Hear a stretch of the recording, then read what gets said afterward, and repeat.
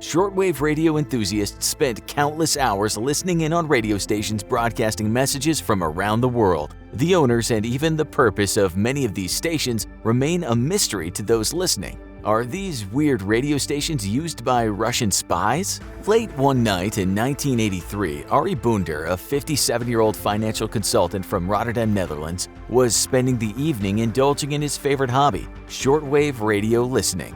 As he rolled across the dial searching for one of his favorite stations, he heard something that stopped him in his tracks. At first, it didn't sound like much, just some crackly beeping, but Arie was transfixed. Over the following months and years, he continued to listen, and what he heard shocked him and other shortwave enthusiasts around the world. Arie, like many others before him, had stumbled across the buzzer, the nickname of the mysterious station under the call sign UVB6. Like Arie, most people who discovered the buzzer didn't mean to find it, but once they came across the mysterious signal emanating from a lonely radio tower in the northern Russian wilderness, they just couldn't stop listening. These dedicated listeners recorded every beep and crackle. For decades, there really wasn't much to record. The monotonous buzzing constantly droned on at all hours of the day and night, although occasionally the amplitude and pitch of the buzzing would shift, and the intervals between tones would fluctuate. Every hour on the hour, listeners would hear 2 quick beeps before the buzzing resumed. As mysterious as this was,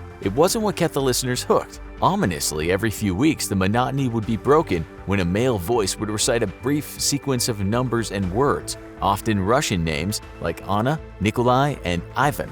This pattern continued uninterrupted for nearly 3 decades. Nothing seemed to impact the signal, not the end of the Cold War, not the Chechen and Afghan War, not the bombing of the Russian parliament, not even the dissolution of the Soviet Union in 1991. And then, everything changed. After decades of uninterrupted and monotonous signals, on June 5, 2010, the signal abruptly went silent. Listeners were perplexed, but the next day the signal resumed as if nothing had happened, and continued to operate normally for most of June and July, except for a few new tones that sounded like bits of Morse code. Then, in August of that year, the signal disappeared and reappeared a number of times before things got really weird. On August 25, 2010 at 10:13 a.m., the station went crazy. First, there was silence again, and then listeners could hear a series of knocks and shuffles that sounded disturbingly like someone was moving around in the room. Throughout the first week of September, the transmission was frequently interrupted with snippets of a recording of Dance of the Little Swans from Tchaikovsky's famous ballet Swan Lake. Then, on September 7th at 8:48 p.m. Moscow time, a male voice transmitted a message: Mikhail, Dmitry, Zhenya, Boris, the station's new call signal, MDZHB.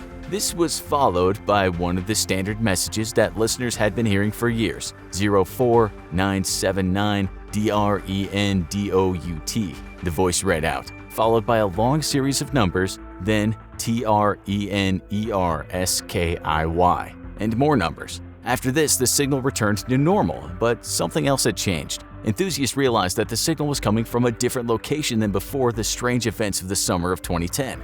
Dedicated enthusiasts had long ago figured out that this mysterious signal was coming from Russia and had even pinpointed its location to a small military city about 40-minute drive north of Moscow. The Soviets had built a radio station near Povarovo, a voyenny gorodok or mini military city, nearly 30 years before. And when the Soviet Union collapsed in 1991, it was revealed that the military controlled the top secret area of Povarovo, although no one knows exactly what went on there. However, after the events of the summer of 2010, the signal appeared to be coming from a new location. Although they couldn't pinpoint the precise location, enthusiasts determined that the tower must be close to the town of Pskov, near the Estonian border in northwest Russia. Experts theorized that the location change was related to a Russian military reorganization that happened in September of 2010, but they were no closer to determining the purpose of this signal than they had been for decades. The strange events over the summer of 2010 also brought the buzzer out of the realm of niche radio hobbyists and into the mainstream when Estonian entrepreneur Andris Oslade created an online feed for the station.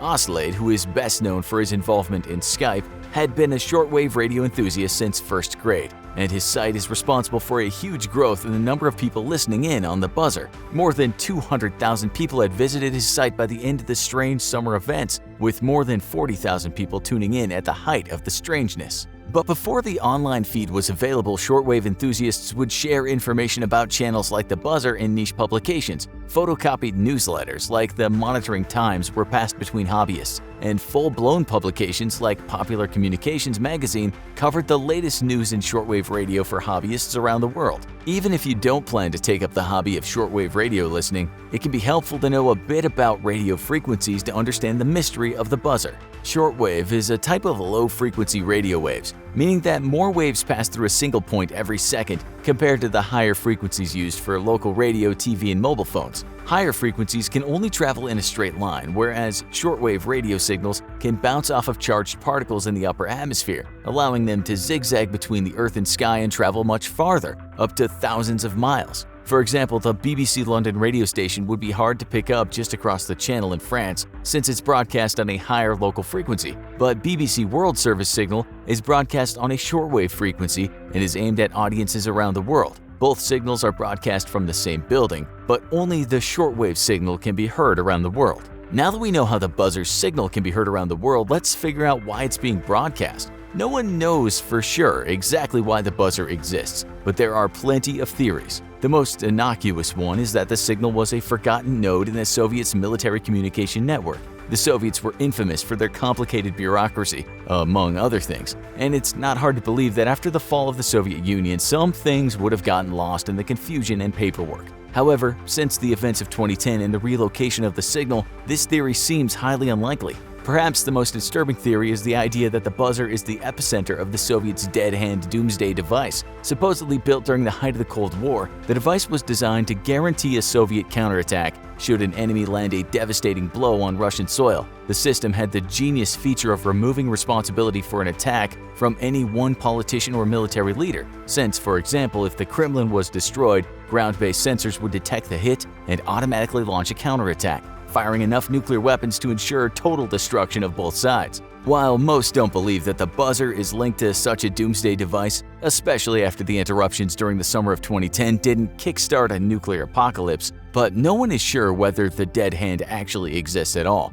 Not a very comforting thought. The most popular theory about the buzzer is that it's a numbers station used to transmit top-secret signals to Russian spies in foreign countries. The online group Enigma 2000 (Enigma stands for European Numbers Information Gathering and Monitoring Association) collects and shares data about number stations. According to Enigma, the buzzer may not be a typical number station, but it definitely is one. Its structure is different from other number stations. Typically, these channels transmit numbers in groups of 5, making it impossible to detect patterns or breaks between words and phrases, unless you happen to have the key to help you decode the messages. The random beeps and buzzes and the unpredictability of the transmissions on the buzzer make it unique among number stations. The British and the Americans have been using number stations since World War I, and other countries like Cuba and North Korea are thought to be using number stations currently. Even drug runners have been known to use number stations to share encrypted info about drops. Perhaps the most famous number station among enthusiasts is the Lincolnshire Poacher, a station believed to have been run by British intelligence agency MI6.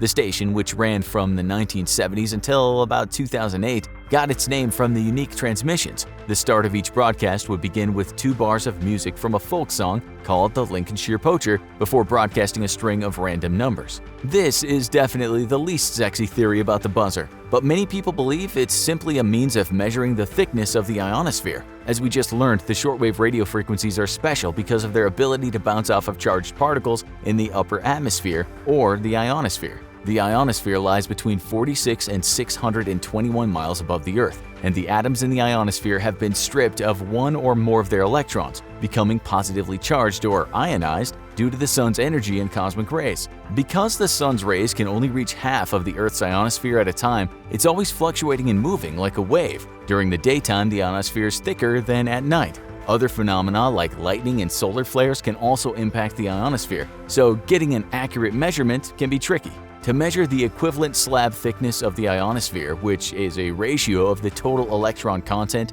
and the peak electron density, we can use the vertical sounding data or radio signals sent from different ionosonde stations on the Earth. While this might seem like a simple and fairly benign explanation for the buzzer's existence, most experts don't buy this theory. Typical measuring signals are much more uniform and consistent than the random beeps and buzzing that we can hear on the buzzer. The most likely scenario is that the buzzer exists to transmit top-secret encoded orders to military units within Russia, not to agents outside of the country. Proponents of this theory point to various features of the station that are common in conventional military use. The station is broadcast at a frequency of 4625 kHz, a frequency band that's consistent with military use. Furthermore, experts can tell that the signal is transmitted by a horizontal dipole antenna and runs on a main 20 kilowatt transmitter with a 5 kilowatt backup, all common traits of a military communications installation. This theory also claims to explain the strange events that happened during the summer of 2010.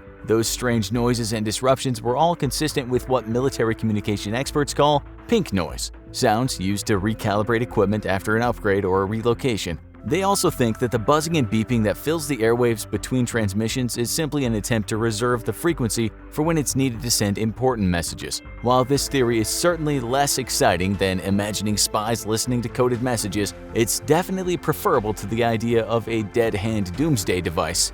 Journalist Peter Savanik actually visited Povarovo, the original home of the buzzer, for a piece he wrote for Wired.com about the station in 2011. When he asked locals about the radio tower located in the middle of their town, he was told that no one ever goes there. Peter decided to take the risk and visit the tower. After passing through a foreboding chain-link fence, he approached the rusting 150-foot-high tower and explored the area around it, including a creepy nearby building. The door was ajar, revealing a black hole at least 32 feet deep. Peter tested this by dropping a rock into the hole and counting the seconds before it reached the bottom. Although the place appeared completely abandoned, there was one other building that he wasn't able to access due to the fact that it was guarded by a very ferocious-looking dog tied to a tree. According to Peter, the front door appeared to be locked. There was no light inside, no one came in or out. But someone had been there. The dog, after all, must be fed. We may not know exactly what the buzzer is and why it exists, but with countless enthusiasts monitoring the station 24/7, we're sure that we'll hear more about this mystery as it unfolds. In fact, as recently as February 2020, some followers of the buzzer posted clips on YouTube and Reddit of what appeared to be screaming coming through on the station. Maybe this is one mystery we're better off not solving. So what do you think about the buzzer? Which theory do you think has the right idea about this mysterious station? Which other theories do you have? Be sure and let us know in the comments.